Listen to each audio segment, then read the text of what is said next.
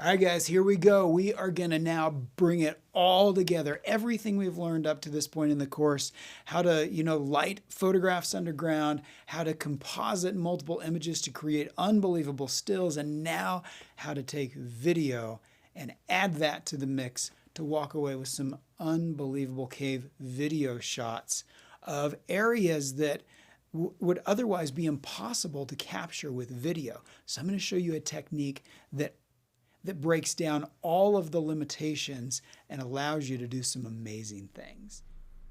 All right, so we're going to go ahead and kick this off in Photoshop. And we're going to be using both Photoshop and Motion. Now, I need to lay out the disclaimer again, like I did in the last lesson, that those two applications are completely optional. What matters is that you learn and understand the core concepts in these applications, and then regardless of what application you're using, as long as it has those tools or features or concepts, you'll be able to do what we're doing. So you don't have to go out and invest a bunch of money in Photoshop or in Motion.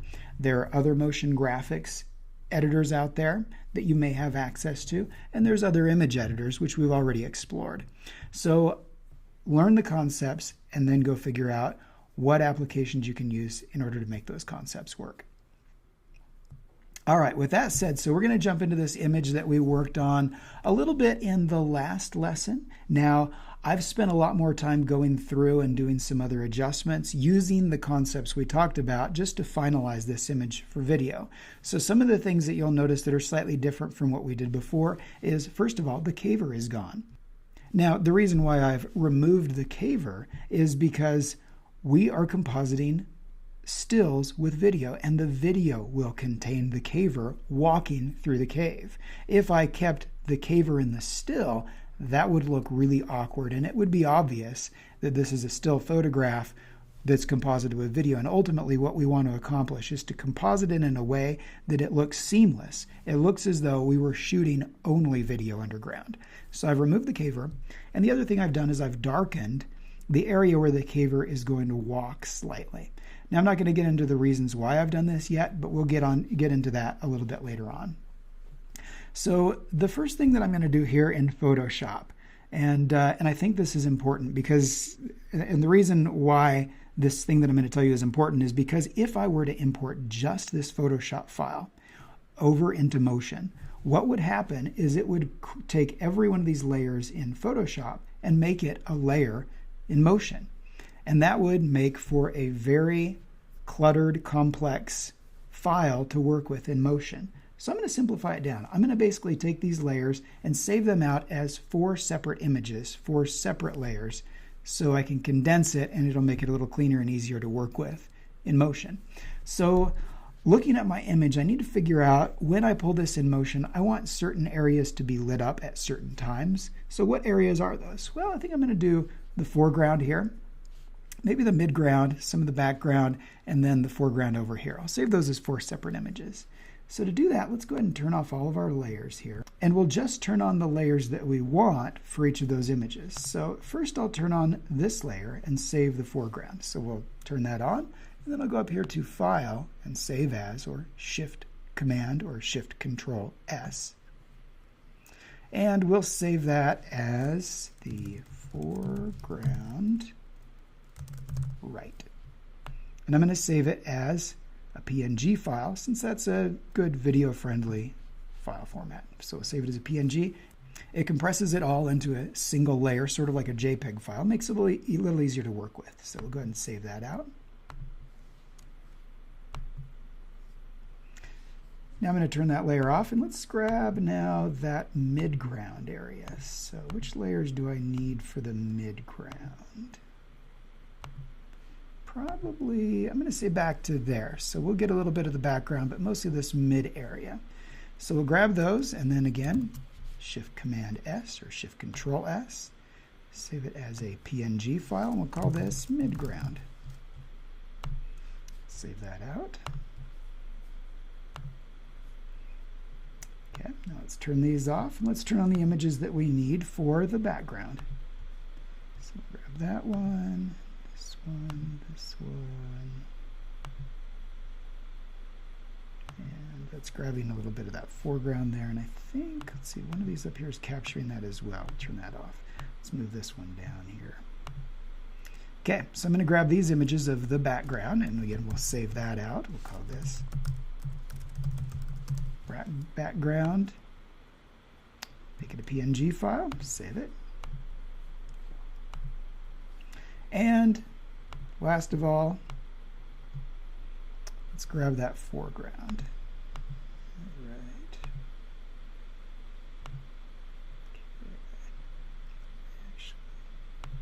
Yeah, do that. And we'll go ahead and save those out. Call that foreground left. Save that as a PNG file. And there we have it. Now at this point, we are done with Photoshop. So I'm going to go ahead and close this out, and we'll jump over into Motion to pull this all together. All right, so here we are now over in Motion. And the first thing that we need to do is set up our Motion project. So I'm going to go ahead and click on Motion Project, and then I need to enter some presets for that. Now there are a lot of options here for presets. The way to figure out which one to use is figure out what the settings are in your video. So if I go into my video file here, I'm going to open the properties, which I do by hitting Command I, or I can right click and say get info. On a PC, I believe it says properties or open properties. Just right click and go to properties. So we'll go to the properties, and here it tells us that the dimensions are 1920 by 1080. So 1920 by 1080p. It's 2 minutes and 2 seconds long. So, and then the other thing that it doesn't say here, but that I know, is the frame rate. So those are the things that I need to be aware of. So the frame rate you typically set in your camera, so you'll want to make sure that you match whatever the frame rate is that you had set in your camera. So I'm going to select the 1080 version, the HD 1080. And down here it says the resolution is 1920 by 1080, which matches perfectly with what our dimensions are in our video. The frame rate, 29.97, is what I had set. You got a lot of options, and again, you need to consult your camera settings. And then last of all, I'll enter the duration as the duration of the video clip that I'm trying to composite. So 2 minutes and 2 seconds and 0 frames. Frames would be 29.97, so there would be 30 frames right here. 60 seconds, 60 minutes, and 60 hours. So 2 minutes, 2 seconds. Once that's done, we'll go ahead and click Open. And our project is created. Now before we do anything here, we need to make sure we save this project, because last thing you want to be is in the boat where you spent hours working on this and all of a sudden it crashes because this program is so CPU intensive and it can't handle it. It crashes, you lose everything. So make sure you start off by saving your project. So we'll go up to File and then down to Save or Save As. And I'm going to save that in the Nielsen's folder. We'll call it let's see, Composite Video. Click Save. And now we need to begin by pulling in our media. So I'm going to click the Import button here. Now, if you're using other applications, then you need to search around and find out where you import, but they're all going to have some way to import media. So we'll click Import. We'll go to, let's go ahead and bring in the video first. So here's the video clip. We'll go ahead and import that. And I'm going to go ahead and name the group. We'll call this video. I like to organize things in groups just to keep them clean and organized. I'm going to create now another group, and we'll call this stills. You can organize however you want. You can not use groups, whatever you choose. It's just an option for organization, so not mandatory. So let's select our stills group, and we'll go to our import button, and we'll import our stills now.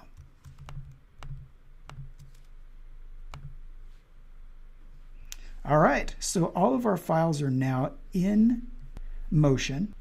I'm going to do just a little bit more organization by shifting the order of these layers. So I want the foreground, let's see, I want this foreground to be up top, and I want let's see, this foreground to be on the bottom, because I'm going to light that up last. It'll make sense in a minute, don't worry. And then the background, we'll keep it there. The midground, we'll keep it there. Okay, great. Now I want to zoom out too so that I can see this. Let's see, let's actually go to 50%. So you'll notice with these images selected, they're not filling the frame. So whenever you import an object into Motion, it's going to fit it within the dimensions of the video project file that you set. So this is fitting it within a 1920 by 1080 sized frame. Now that's not necessarily a good thing, because when I shoot video underground, it essentially crops off the top of my image. So really, it does need to fit this frame, but it needs to fit it horizontally, not vertically. So I'm going to grab the corner here. First of all, I need to make sure I select the entire group. So I'm changing the size of all of these images. I'm going to grab the corner, hold down the Option and the Shift key. Option allows it to expand out from the center. Shift keeps it from getting squished and stretched. So you can see it's really squished there. So I'm going to actually undo that. Hold those both down, Option and Shift. And this keyboard shortcut is fairly common to most image editing and video editing applications. So Option and Shift, and I'm going to drag it out until it locks right there to the edge. Now I went a little bit beyond, so let's zoom in here just to make sure we're good. Let's scroll over here. It needs to come right to that edge in order to be perfectly aligned with the video. So let's hold that down, Shift and Option, drag it to there. There we go. Perfect. Okay, let's change our zoom. Now, one thing that is extremely important when you are doing this technique is what I mentioned earlier in the previous lesson. Registration and alignment is critical. So when you're underground shooting, your camera needs to be ultra locked down on the tripod in order for this to work. If it shifts and moves, you're going to have to do some finagling, and you may or may not get it to work. The better you can lock it down and prevent it from moving, the easier this technique is going to be here in Motion or whatever graphics software you're using. All right, so the next thing we need to do is get these layers to blend together like we did in Photoshop. So how do we do that? First of all, I'm going to do one more organization move over here and taking the video group and moving it to the top of the stills group. Now, if you remember in Photoshop, in order to blend the layers together, the first thing that we did is to use a blending mode. So where do you get to blending modes? Here in Motion. And I do need to say that most video editing applications, graphic editing applications, and image editing applications have blending modes. So you just need to find where those are located. So I'm going to expand out the group and select the actual video itself. And then I'm going to go over here to Inspector, down to Properties, and there it is, Blend Mode. So what happens if we change this from normal to screen or lighten? Notice my background appears, but where's the video? Well, I need to scrub forward here with the playhead to see the video. There it is. Now you'll notice that when that caver first started coming into the scene, it's like a ghost. I can see right through it. And this is the reason why I darkened the floor of the cave so that I didn't get that ghosting effect. So how do we overcome that then with this part of the cave being lit up? Well, one option that I have, let's come back here. Let's expand out our stills. I could always start this video not seeing any of the stills. So the caver comes in, and then maybe like right about down here, all of a sudden the stills begin to appear so that I don't get the caver merging with the background. Now, how do I make the other layers appear? Well, I do it the same way that I did the video. So I'm going to use those blending modes. So let's click on the first layer and change the blending mode here from normal to screen. Pretty cool. You'll notice now we're getting more problems, but we'll deal with those in just a second. Let's go into the midground as well. Change that also from normal to screen. There are images coming back in. We go into this background, change it from normal to screen, and we can leave the last layer where it is because we just can. We don't need to change that. It doesn't need to blend with anything below it. So before we move on, let's go ahead and take a look at how this whole thing plays out with all of the layers showing. So I'm going to come down here to the timeline, grab the playhead, and I'm going to start dragging it through. Now, it blends pretty well right there with that whole ghosting effect. I mean, it looks like we've got a dead person walking through the cave. But as we get down a little bit farther, with that darker background, you're not seeing that ghosting effect so much. It's looking pretty good. But, I think we could definitely maybe use a little bit more darkening in that on the floor of the cave so that we don't get that ghosting effect quite as much. A lot of times when you come in from, you pull images in from another application into Motion or, whatever application you're using out there, it may not come in exactly as it appears, so you might need to do a little bit of finagling. But overall, like the registration, the alignment looks really great. So I think we're good there. So given that, I'm going to walk through one way that you can explore to darken certain areas of the video using what you're already familiar with, masks. Now, I'm going to show you one way, but there are lots of other options. And so I would encourage you to use your critical thinking skills and the tools that you've discovered in Photoshop and here in Motion to see if you can figure out alternate ways to accomplish what we're trying to accomplish, because ultimately what I'm going to show you may or may not work with your image depending on kind of the nature of the image. So it's important that you explore and you learn and you figure new things out so that you can deal with problems when they come up and find good, effective solutions. So I'm going to go ahead now and create a mask on this image so I can just darken this lower section of the image. So I'm going to click on the stills group. I'm going to right click and say add image mask. So that's added a mask, but it really doesn't do anything at this point. So I need to put a shape on there that will define the area of our mask. And to do that here in Motion, I'm going to use the Bezier tool right down here. So I'll click on that and I'll go ahead and draw the area that I want to mask. So I'm going to click and drag to create these control points. These are control points, they're not the line. So I'll click and drag and then I'll move to where I want the next point. Click and drag to affect the curve of that line. And then we'll put another point right there. Click and drag. Put one up here. Maybe one right about there.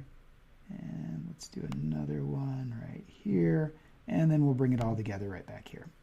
Okay, so I've created my shape. Now I need to apply that shape to the mask. And to do that, I'm going to come over here and click on the mask. And then I'm going to grab this shape here and drag it and drop it into the mask source. And our mask is applied.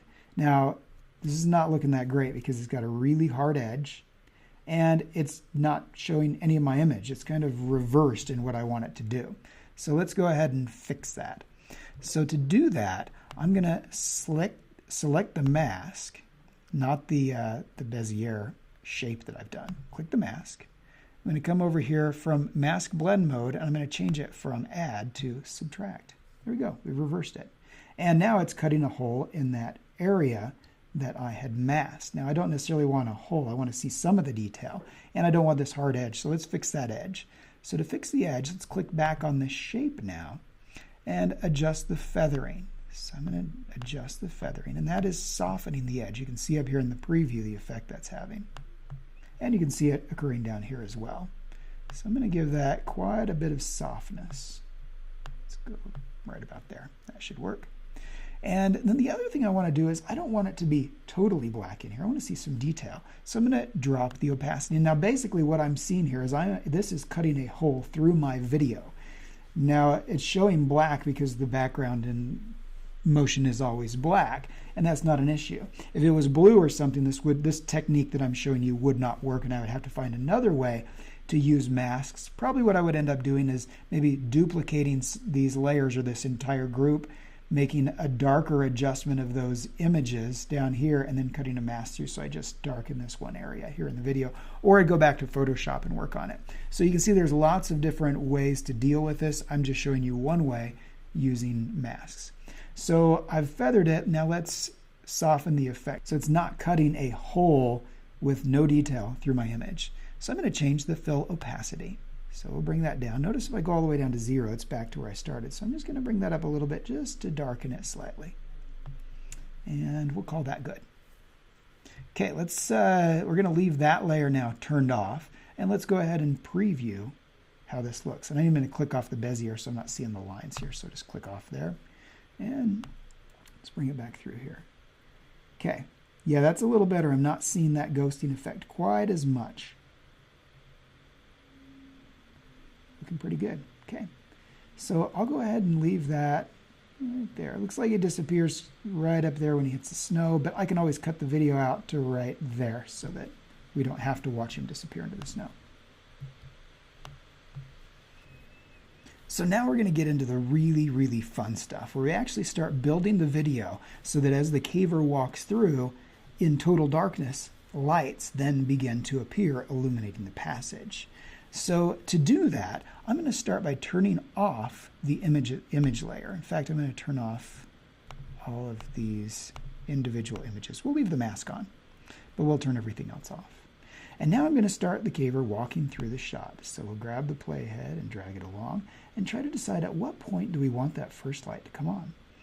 Well, would it be good to have it go on right there? Let's go ahead and turn on our first layer, which is the foreground light. Oh, and we need to turn on the group as well. So we got the group, the layer. Okay, so obviously we don't want it to appear there because it's going to look like a ghost. So maybe it could start right about there. So once I've identified when I want that light to come on, because it's going to be safe to not look ghosted, I'm going to now scroll down here in the timeline and find that particular layer. So that is the foreground layer. I think that's the foreground right layer. Or just the plain foreground layer. So we got that layer selected. This bar represents the duration that that layer appears. So I'm going to grab the end of that bar and drag it and move it to right about there so it appears. So now if I take my playhead back here, hit play,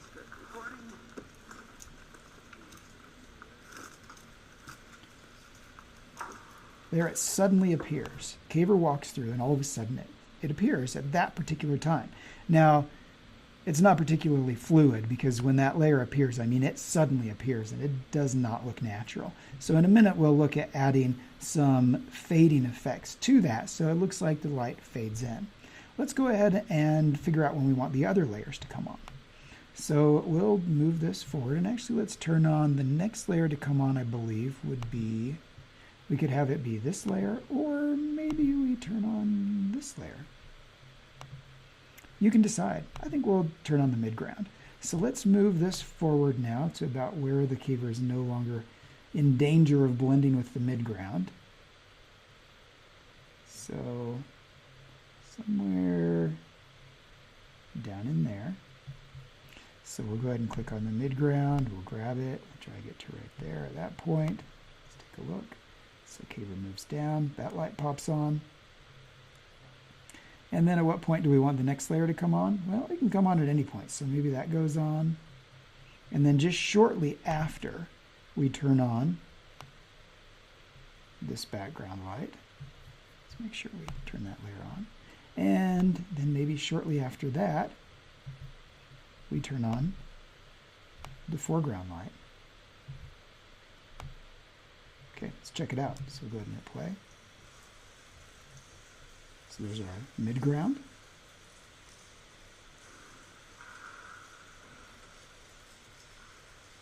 A few seconds later, a background pops on, and last of all, we'll fast forward to our foreground popping on. There we go. Now, when I look at this, the timing seems a little slow.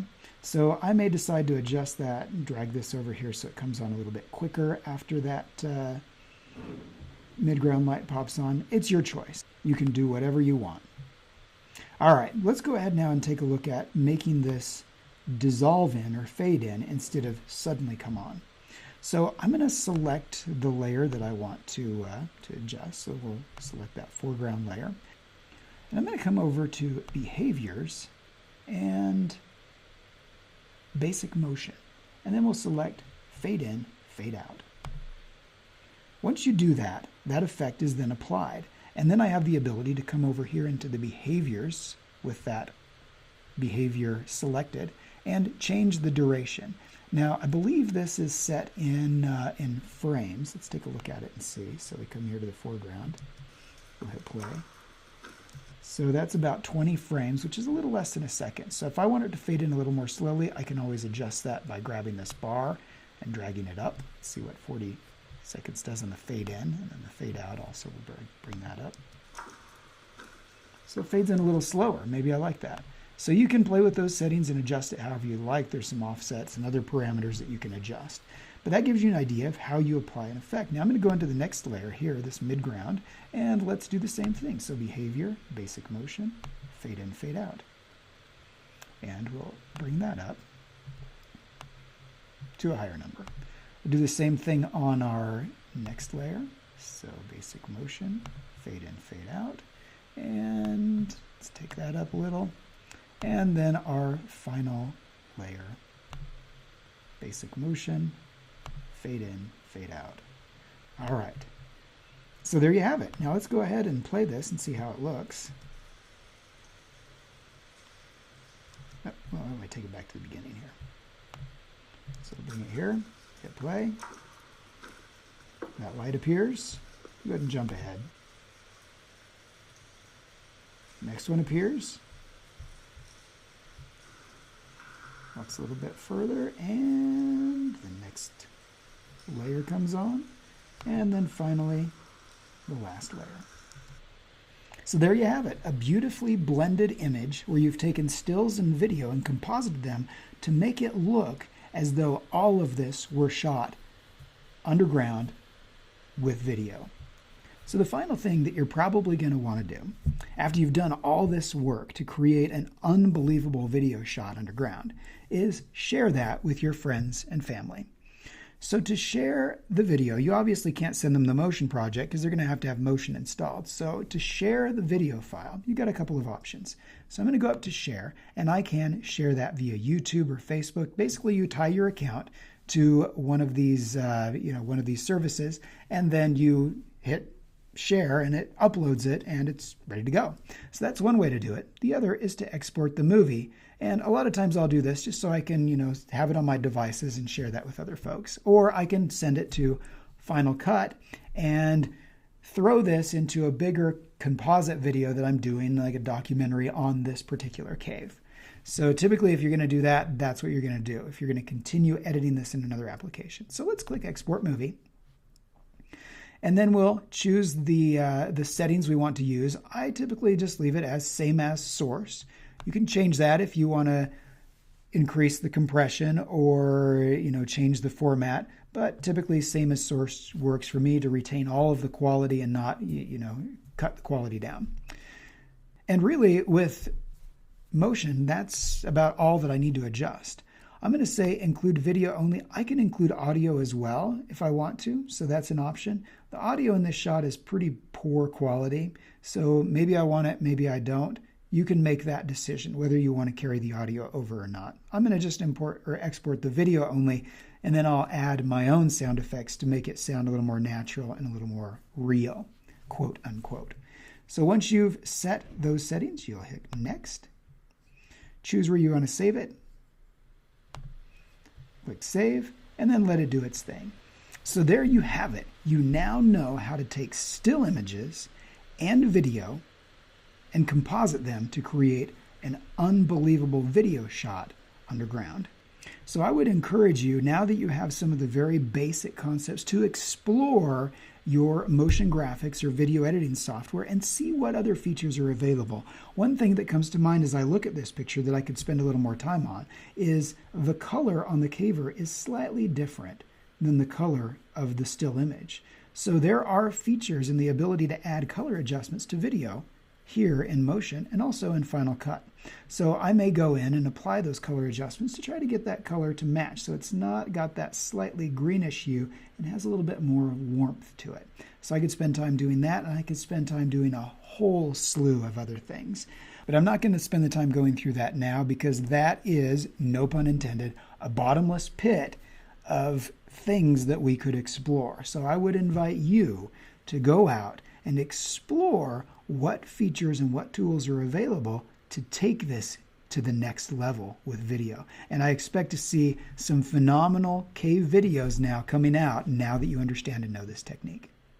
Okay, so now before we wrap up this video, I do have one last assignment I'm going to give you that brings it all together. So let's go ahead now and jump over into the assignment, and we'll walk through this, and we're going to send you out for the final assignment.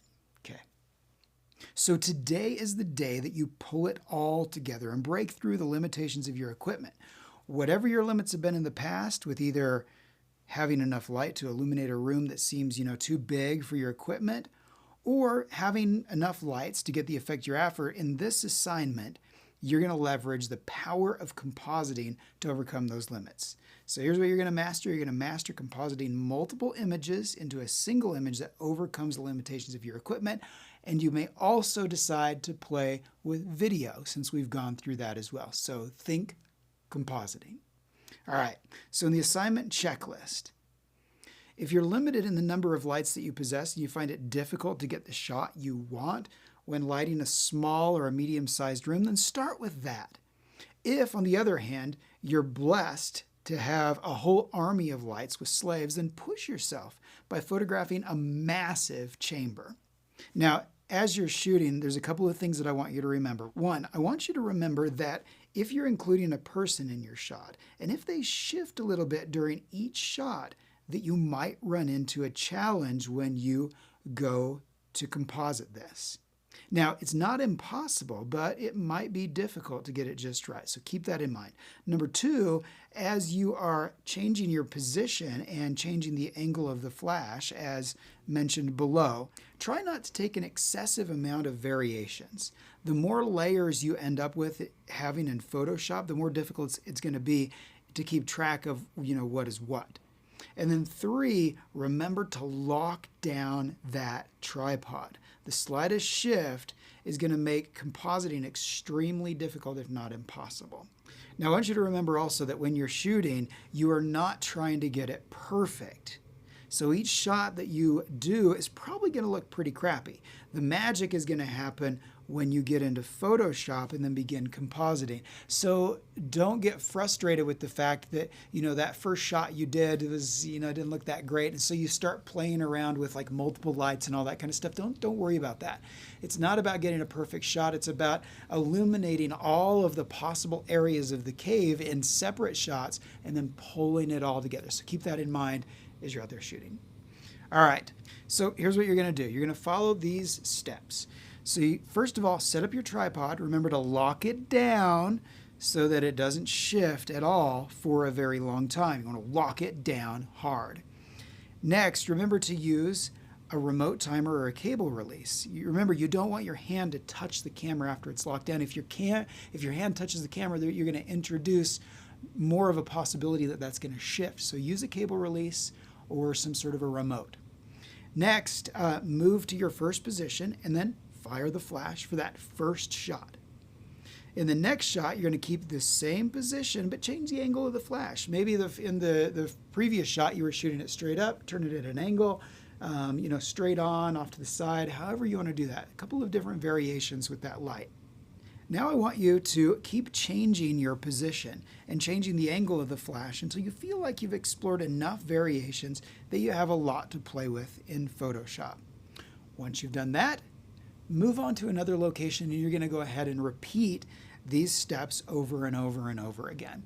And then once you're done, the very last step, pull it all together in Photoshop. Let's see what you come up with. That's where the real fun happens. Okay, now once you finish that, there is a reflection part, so I want you to think about the following questions. First of all, did you have any issues aligning layers? What do you think might have been the cause of these issues? Second, did you have any issues with people you may have included in your shot? And then how are you going to overcome those issues next time? And then last of all, what challenges did you face when compositing the layers? Were there too many layers? Were there not enough layers? Maybe you couldn't figure out like which layer went to which light. So given that, what do you need to do then next time in order to make it work better? And that's the assignment. So don't skip over this one. Remember, you need to learn, you need to do. Take what we've learned in the last couple of videos. I want you to go out and I want to see what kind of amazing stuff you can walk away with by compositing multiple shots into a single shot to expand your ability to overcome some of the challenges that you face when you're underground using minimal equipment. We'll see you in the next video.